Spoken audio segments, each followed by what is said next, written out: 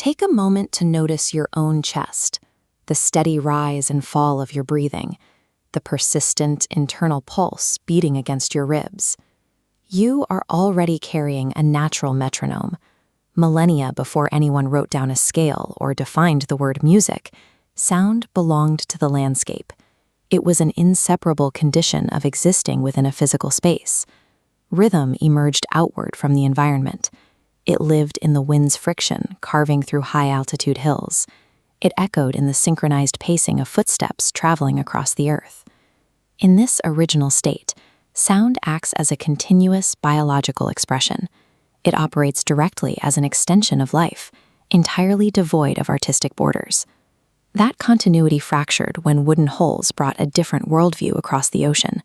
The ships carried instruments, yes, but they also carried a new, highly structured logic of sound. Two distinct philosophies collided on the continent.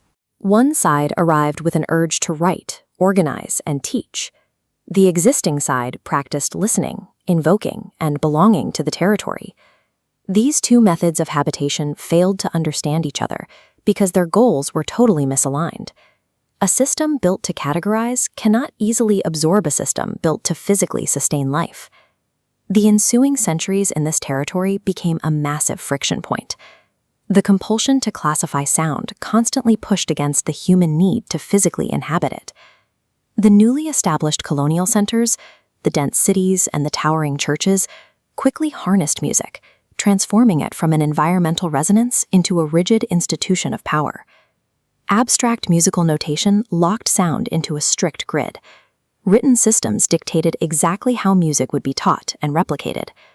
By condensing authority into dense central hubs, this framework isolated sound from the dirt, water, and physical land surrounding the cities. This isolation created the repertoire. Sound became a static, aesthetic work. It was designed to be performed by experts, observed by an audience, and judged on its technical merits. The colonial centers successfully cultivated highly refined art forms. The direct cost was the severing of sound from its original environmental utility.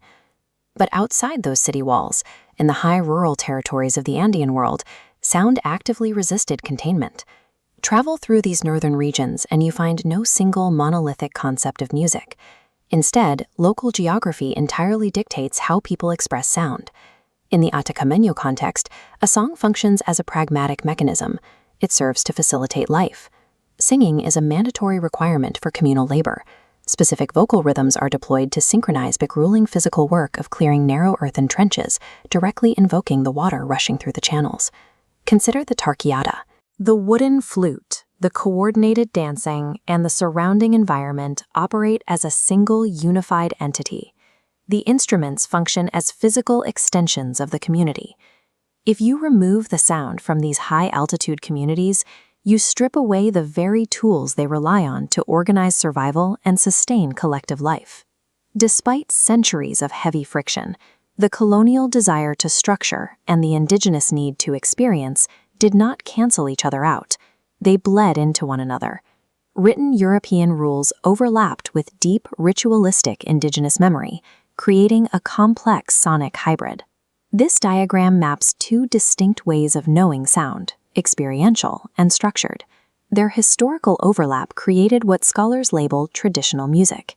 Ethnomusicology views traditional as a constant negotiation, where every performance reshapes the boundary between rigid rules and living memory.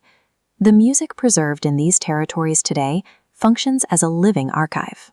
It holds the permanent tension and the eventual compromise of vastly different worlds. This merging of worlds persists in the present. This intersection's legacy traces down to the scale of the individual human body, right back to that internal pulse beating against your ribs.